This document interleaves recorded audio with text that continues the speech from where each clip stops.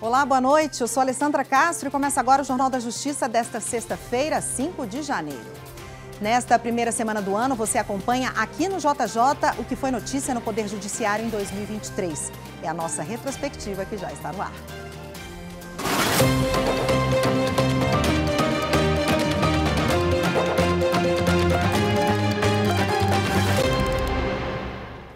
O Supremo Tribunal Federal decidiu em dezembro que o divórcio pode ser feito mesmo sem a separação judicial prévia. Segundo a decisão, o estado civil das pessoas que atualmente estão separadas por decisão judicial ou por escritura pública permanece o mesmo. A repórter Marta Ferreira acompanhou a sessão que nós vamos rever agora. Com a decisão, a separação prévia deixa de ser um requisito para o divórcio. A decisão do plenário foi por maioria e servirá de parâmetro para processos semelhantes, seguindo o seguinte entendimento. Após a promulgação da Emenda Constitucional 66 de 2010, a separação judicial não é mais requisito para o divórcio, nem subsiste como figura autônoma no ordenamento jurídico. Sem prejuízo, preserva-se o estado civil das pessoas que já estão separadas por decisão judicial ou escritura pública, por se tratar de ato jurídico perfeito. Portanto, eu acho que é importante assegurar o direito de quem já se separou judicialmente, deixar claro que deixou de ser requisito e que não subsiste como instituição autônoma. A discussão teve início porque uma emenda constitucional de 2010 passou a permitir o fim dos casamentos sem a necessidade de uma prévia separação do casal. Também dispensou a necessidade de um tempo mínimo antes do encerramento da relação. Desde então, a separação prévia não vem sendo exigida. Mas o caso da separação de um casal do Rio de Janeiro veio parar no plenário do STF. Uma das partes alegou que o Código Civil não foi atualizado depois da mudança na Constituição e que a exigência da separação judicial antes do divórcio ainda estaria valendo. Acabou prevalecendo o entendimento do relator do processo, o ministro Luiz Fux. Ele considerou que não só a separação não deve ser exigência para o divórcio, como também não deve funcionar de forma autônoma após a emenda constitucional de 2010. Seguiram esse entendimento os ministros Luiz Roberto Barroso, Cristiano Zanin, Gilmar Mendes, Dias Toffoli, Edson Fachin e Carmen Lúcia. O ministro Carlos Veloso, em mais de um voto aqui neste plenário, dizia que é preciso sempre a gente lembrar que o direito é feito para a vida, não é a vida que é feita para o direito. A vida não tem que se acanhar para caber no direito. O direito é que tem que se conformar à vida. E eu acho que, neste sentido, efetivamente, o que nós temos é um quadro no qual o divórcio vem agora como a escolha para se manter ou casado ou não casado, e essa é uma escolha que é coerente, compatível com o que a Constituição põe. Casar é um ato de liberdade. É uma escolha, é um ato que constitui uma comunhão de vida. Manter-se casado também há de ser um ato de liberdade. Por isso que divorciar-se é um direito potestativo. Por isso que é o exercício de uma comunhão de vida. E esse exercício de comunhão de vida é que dá sentido maior à noção de família, que é a noção do afeto que sustenta a comunhão de vida. Já os ministros André Mendonça, Nunes Marques e Alexandre de Moraes divergiram em parte do relator. Eles votaram no sentido de que a separação judicial continua em vigor, apesar de também considerar que ela não é uma exigência para o divórcio. Eu entendo que a emenda 66 ela não extinguiu como figura autônoma a separação judicial, mas adoto aqui o que o eminente ministro André Mendonça propôs, que continua existindo, ambas as hipóteses continuam existindo, é uma opção dos cônjuges, mas uma interpretação no sentido de que a mantença desse instituto não mais exige a possibilidade ou a necessidade de discussão de culpa, assim como o divórcio não há necessidade de discussão de culpa, a separação também não. E no caso concreto, na verdade, no caso concreto, não há, esse segundo tópico, pouca consequência dá. Eu nego o provimento, assim como todos os demais. Com a decisão, o estado civil das pessoas que atualmente estão separadas por decisão judicial ou por escritura pública permanece o mesmo. Também em dezembro, o Supremo Tribunal Federal negou o seguimento a um recurso apresentado pelo Clube de Regatas do Flamengo, que busca na Justiça o reconhecimento do título de campeão brasileiro de 1987. A decisão do ministro Dias Toffoli confirmou o Esporte Clube do Recife como o único ganhador do campeonato. Quem conta essa história pra gente é a repórter Amanda Mustafa. Na decisão em que nega o recurso apresentado pelo Flamengo, o ministro Dias Toffoli citou decisões anteriores da Justiça e a prevalência do regulamento das competições esportivas.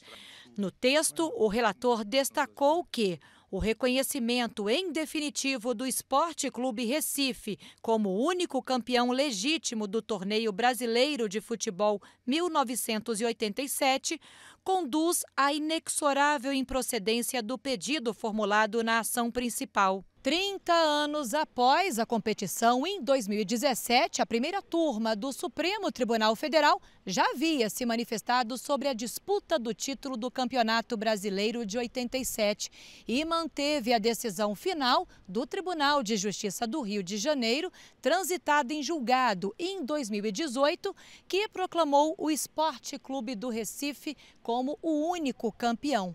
Mas o caso voltou aos tribunais. Em 2011, a Confederação Brasileira de Futebol publicou uma resolução reconhecendo o Flamengo como campeão também.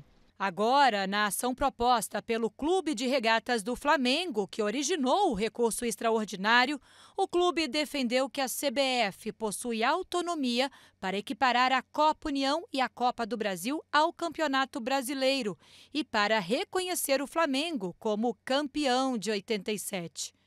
Com isso, o time carioca seria o primeiro clube a conquistar por 5 vezes de forma alternada a primeira divisão do Campeonato Brasileiro de Futebol e mereceria receber a chamada Taça das Bolinhas.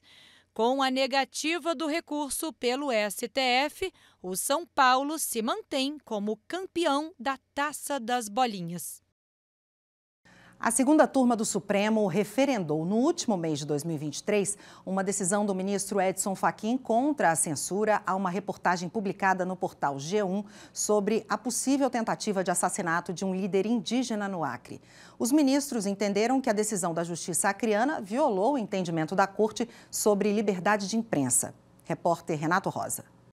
A reportagem do G1 e da Rede Amazônica, afiliada da Rede Globo, mostrou a denúncia contra um policial civil que teria feito os disparos contra o líder indígena Benque Pianco, no dia 25 de fevereiro deste ano, no interior do Acre. Num dos trechos, a matéria destacou: a informação é que durante uma festa de aniversário na terra indígena Campa, o policial chegou no local embriagado, armado e fez ameaças ao líder indígena e sua família. Em seguida, foi contido pelos convidados. E ao chegar no porto da casa do Benque, ele sacou da arma e disparou. A Secretaria de Segurança Pública do Acre e a Diretoria da Polícia Civil anunciaram que as denúncias contra o policial não tinham fundamento. A pedido do agente, a Justiça do Acre, em primeiro e segundo graus, mandou suspender a veiculação da reportagem. Foi quando a emissora apresentou uma reclamação ao Supremo contra a censura. Ao analisar o caso, o relator, ministro Edson Fachin, ressaltou que a jurisprudência desta Corte tem admitido, em sede de reclamação fundada no julgamento da DPF 130, que se suspenda a eficácia ou até mesmo definitivamente sejam cassadas decisões judiciais que determinem a não veiculação de determinados temas em matérias jornalísticas. No caso, a fundamentação adotada no ato reclamado não se revela proporcional para afastar a liberdade de expressão. Verifica-se que a censura ao texto da reportagem interfere de forma exorbitante sobre discurso de teor informativo, em assunto de interesse público. Por unanimidade, a segunda turma do Supremo seguiu o voto do relator. Apesar da diretoria da Polícia Civil e a Secretaria de Segurança do Acre, na época, terem anunciado que as denúncias contra o policial civil não tinham fundamento, o Ministério Público Federal abriu 2 frentes de investigação por exigência da Corte Interamericana de Direitos Humanos. Benque Bianco é um líder indígena muito conhecido, inclusive internacionalmente, premiado pelos esforços no convívio pacífico entre os Axaninca e vizinhos não indígenas. E no próximo bloco tem a última sessão do Supremo em 2023. O presidente ministro Luiz Roberto Barroso fez um balanço dos processos e dos desafios enfrentados ao longo do ano. Voltamos já.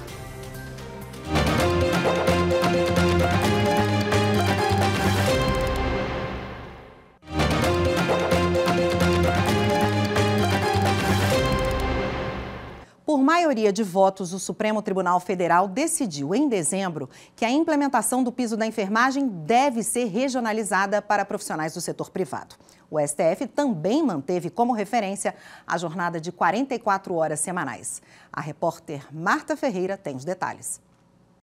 Com a decisão, o piso nacional da enfermagem, instituído por lei em 2022, no valor de R$ 4.750, não muda.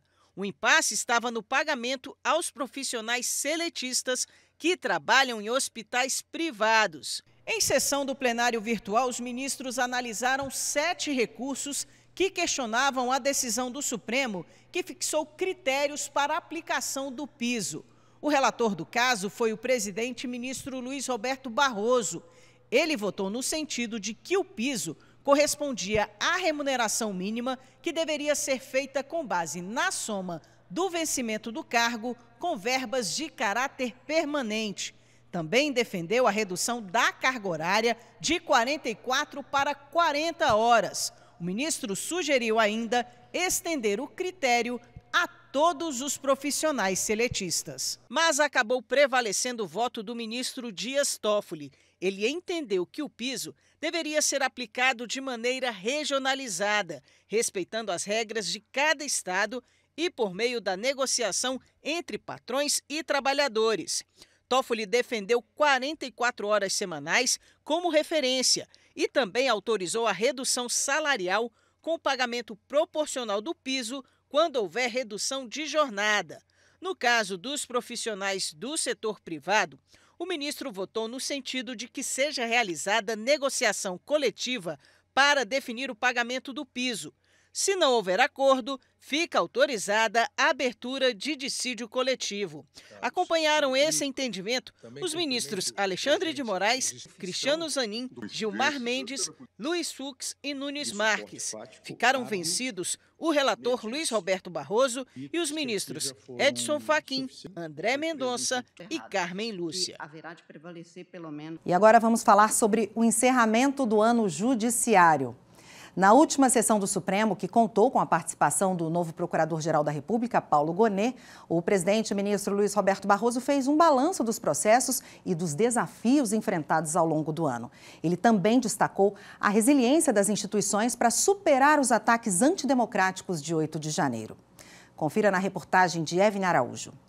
O ministro Luiz Roberto Barroso iniciou o discurso falando sobre os atos antidemocráticos de 8 de janeiro. O dia da infâmia, na feliz expressão da ministra Rosa Weber, foi uma das páginas mais tristes da história desse tribunal e talvez da história do Brasil, mas, ao mesmo tempo, demonstrou a grande resiliência das instituições.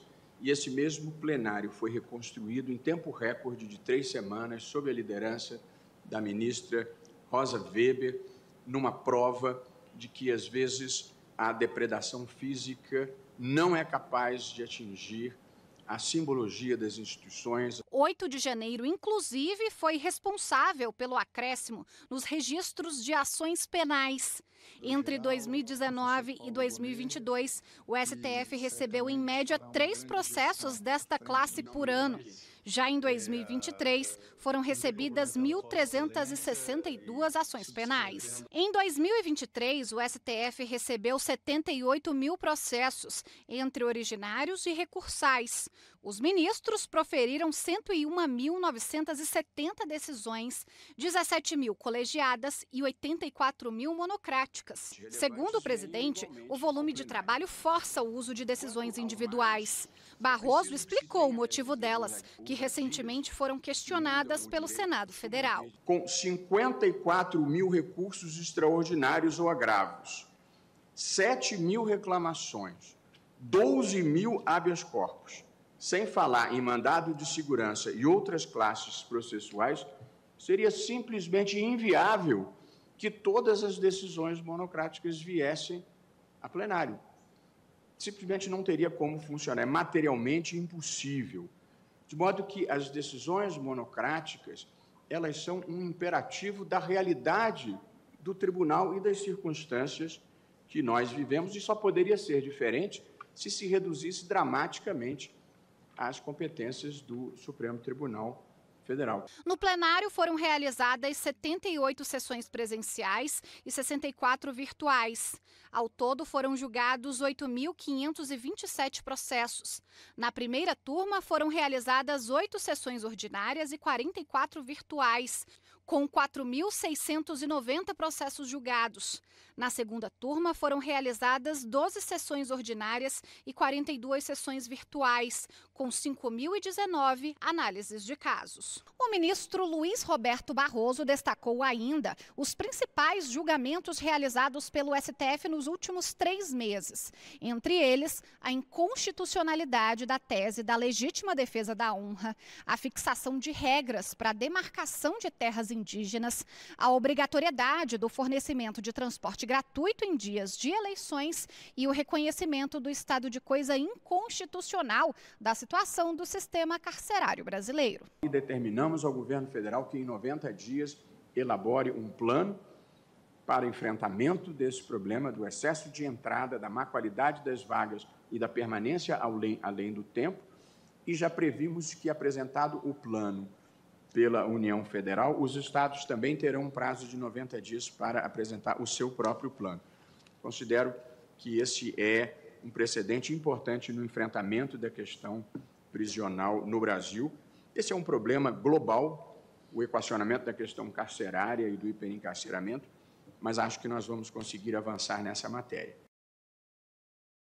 E nessa mesma sessão, os ministros decidiram que a Justiça Estadual pode sim extinguir processos judiciais de dívidas de pequeno valor. Para o plenário, deve prevalecer a eficiência da administração pública, já que muitas vezes o valor é menor que o custo da ação de cobrança. Repórter Viviane Novaes. Os ministros julgaram um recurso sobre a possibilidade de aplicação da tese de que o judiciário não pode, com base em normas estaduais, extinguir ações de execução fiscal ajuizadas por municípios, levando em conta o valor da causa. O município de Pomerode, em Santa Catarina, questionava uma decisão da Justiça Estadual que não aplicou essa tese e extinguiu uma ação de execução fiscal contra uma empresa de serviços elétricos com base no baixo valor da dívida e no custo da ação judicial. Segundo a ministra relatora Carmen Lúcia, não é razoável sobrecarregar o judiciário com demandas que podem ser resolvidas por meios extrajudiciais. O plenário do STF considerou legítima a extinção da execução fiscal de baixo valor. Os ministros fixaram uma tese de repercussão geral, que vai valer para todos os casos semelhantes em tramitação na Justiça. É legítima a extinção de execução fiscal de baixo valor pela ausência de interesse de agir, tendo em vista o princípio constitucional da eficiência administrativa. De acordo com a tese, a execução fiscal pode até ocorrer, mas o ajuizamento dela vai depender da tentativa de conciliação ou adoção de solução administrativa e também do protesto do título, exceto por motivo de eficiência administrativa.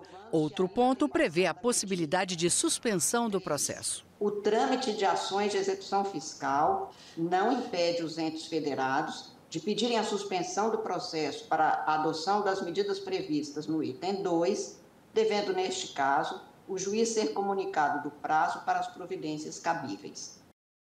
No próximo bloco, a gente fala sobre justiça restaurativa, uma alternativa ao sistema prisional. Voltamos já.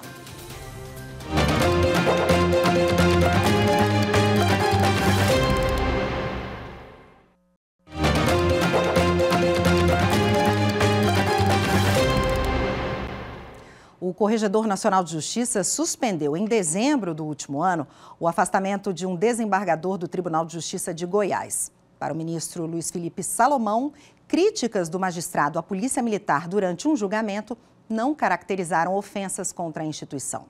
As informações com o repórter Pablo Lemos.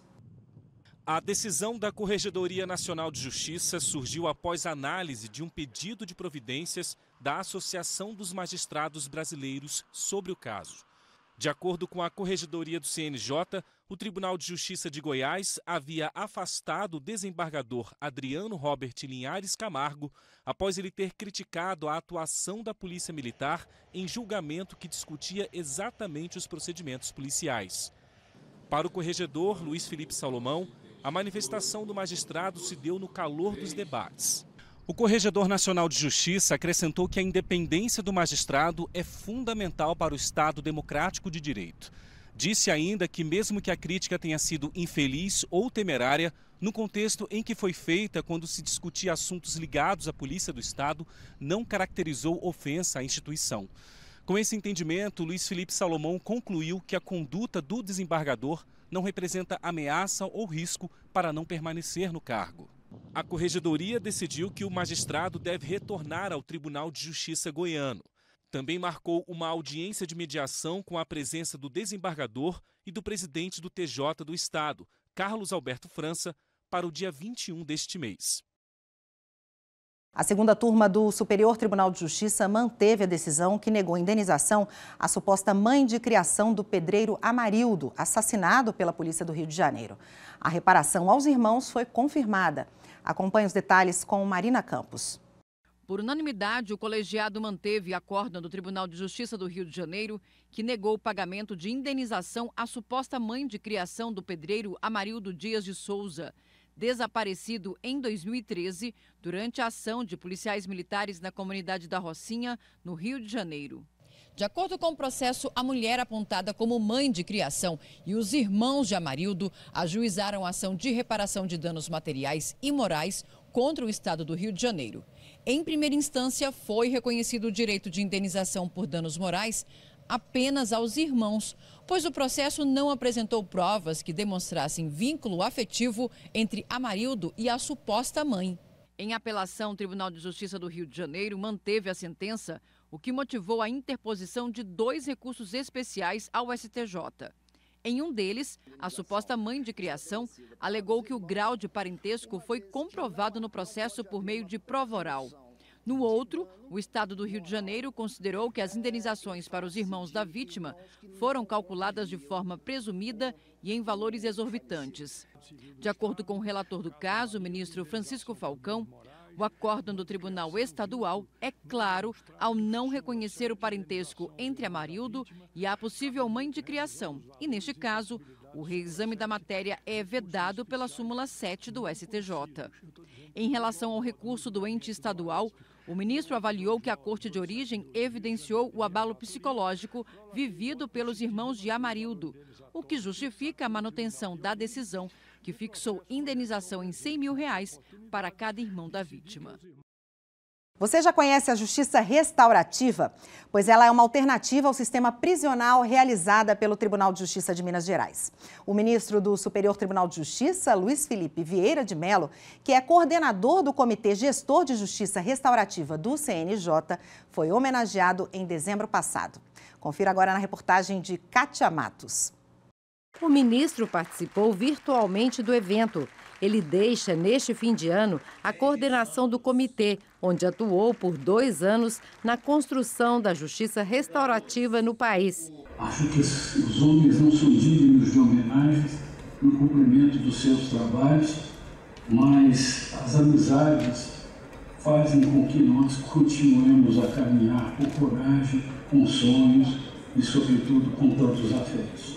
É um homem de muita sensibilidade, de muita de muito acolhimento, de muita percepção, é um homem que tem um olhar voltado para o social. Então, essa vinculação dele à justiça restaurativa demonstra exatamente isso, que é um magistrado além do seu tempo, aquele que, na verdade, prega uma justiça mais leve, mais acolhedora e mais pacificadora. A desembargadora Ana Paula Nanete Caixeta, terceira vice-presidente do TJMG, abriu o ciclo de palestras. A estruturação da justiça restaurativa deve estar conectada com as iniciativas dos demais poderes, a fim de se promover a recuperação das pessoas, bem como permitir a reparação dos danos que ocorra de forma ampla e efetiva.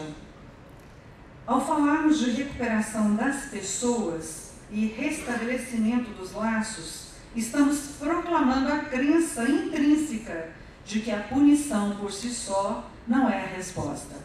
A verdadeira resposta reside na compreensão, no diálogo e na restauração do tecido social. O juiz auxiliar da presidência do CNJ e coordenador do Departamento de Monitoramento e Fiscalização do Sistema Carcerário, Luiz Lanfredi, disse que onde a justiça restaurativa é aplicada, os resultados são visíveis.